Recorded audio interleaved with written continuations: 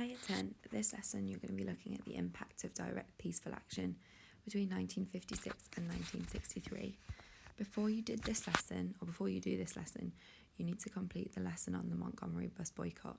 So if you haven't done that yet, go back and watch the video. If you pause the video now to write your title, make sure you've got your book or paper or Word document ready, and then press play once you have written your title and you're ready for the lesson. First, have a go at the review questions. Pause the video now and have a go. You don't need to do full sentences, just a brief answer is fine.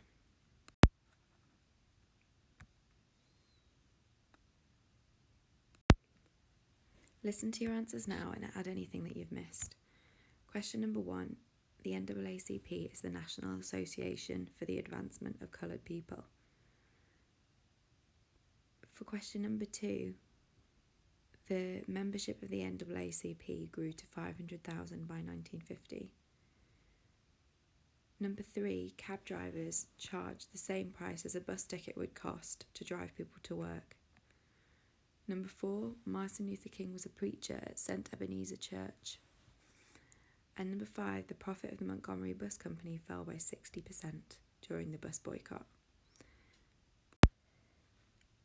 Before we get started with the topic for this lesson, we're going to briefly review what the impact of the bus boycott was. This is really important for understanding how the civil rights progressed in the later 1950s and early 1960s, because the bus boycott was the first real success achieved by the community as a whole, rather than just the NAACP on its own. So what was the impact of the bus boycott? Well, first of all, it showed that private companies could be forced to change. Over a course of the year, the black community refused to get buses, and that led to the reduction in the profits of the bus company by 60%. So even though eventually the buses were forced to desegregate by a decision in the courtroom, they would have eventually desegregated anyway in order to survive. And this showed that private companies could be forced to change if the community worked together in order to prevent them from making profit. Connected to that then is the black community's realisation that there was massive strength in numbers, and that if the community worked together, they could achieve more successes. That realisation provided momentum to the movement, because that first success in 1956 made people realise that more change was possible. In addition, the bus boycott provided the inspiring leadership of people like Martin Luther King.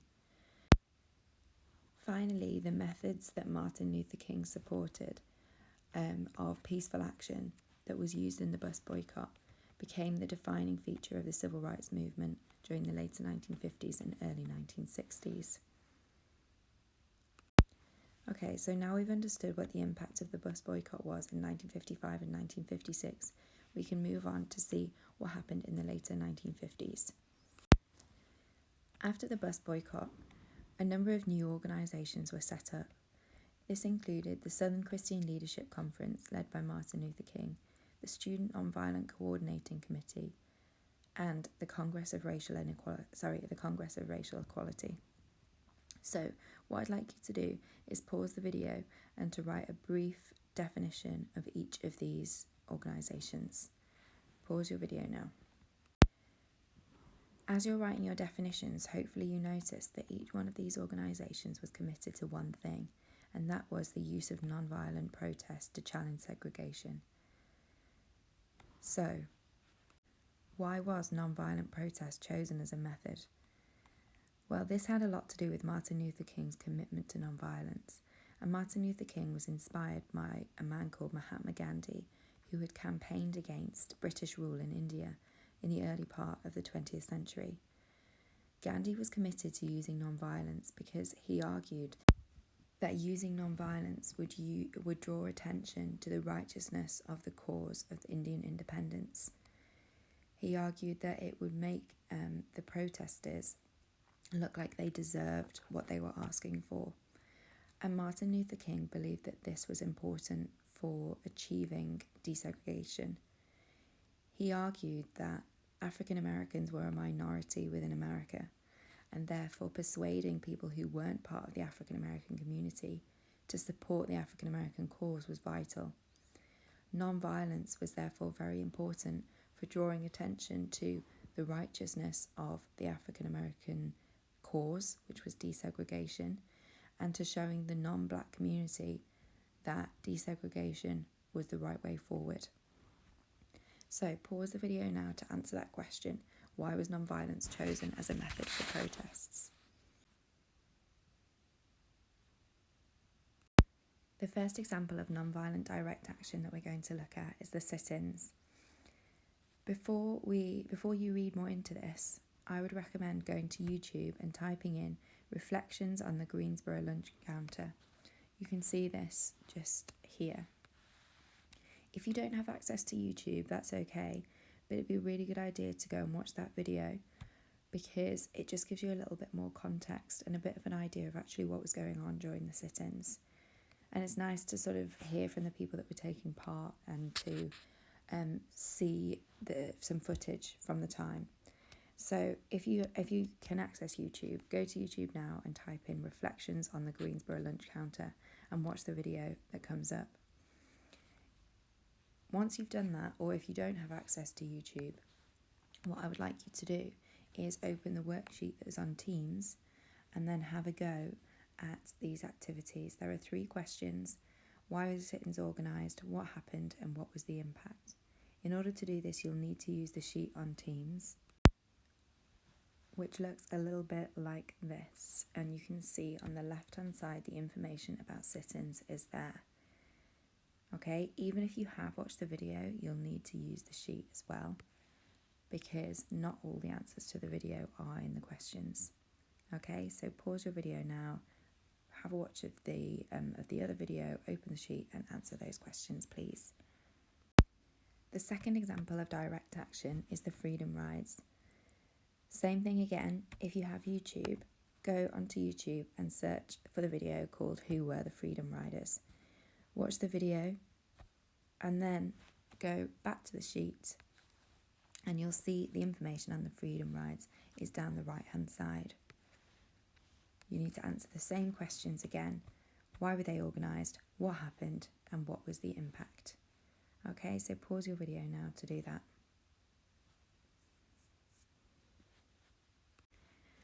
The final thing I'd like you to do for this lesson is make a mind map summarising what non-violent protest achieved in 1960 and 1961. I'm going to talk you through this so you can add to your mind map as you go along. Pause your video if you need to catch up. So the first and most obvious thing that was achieved by non-violent protest was the fact that private companies were forced to desegregate. This wasn't all private companies, but specific companies, such as the interstate buses and lunch counters. The realisation that private companies had been forced to desegregate by community action meant the civil rights movement gained a lot of momentum in a very short period of time. In 1960 and 1961, people were quickly realising how much could be achieved. One of the things that people realised during these 2 years is that relatively small groups of protesters could attract national attention. The Greensboro sit-ins were started by just 4 people, but they quickly grew in Greensboro and then won the respect of President Eisenhower, and then the movement spread across America. Now, this made people realise that they didn't necessarily need the support of Martin Luther King or another major leader of the civil rights movement to have success, and in fact, success could be achieved even if they weren't famous protesters. And that was really inspiring for many groups of people because it showed that if they had a cause, they could try and aim for that cause and maybe be successful. That's revealed by the freedom rides as well, because Martin Luther King was actually originally against the plan for the freedom riders, but CORE went ahead anyway and organised the freedom rides, and they were eventually successful too. Another really important impact is that Martin Luther King's arguments about non-violent protests were proven right. President Kennedy and President Eisenhower supported peaceful protesters. This had been Martin Luther King's aim all along, to win over moderate white opinion and convince people that segregation was a worthy cause. So the fact that both Presidents Kennedy and Eisenhower supported the sit-ins and the Freedom Riders shows that nonviolent protest was working. Okay, so this lesson, what you should have done is done some review questions, written an answer to why nonviolent protest was chosen as a method, taken notes on the sit-ins and the Freedom Riders, and finally created this mind map to finish. Once you've done that, you are finished for this lesson, so well done Year 10, and go on to the next lesson, which is on the March on Washington of 1963.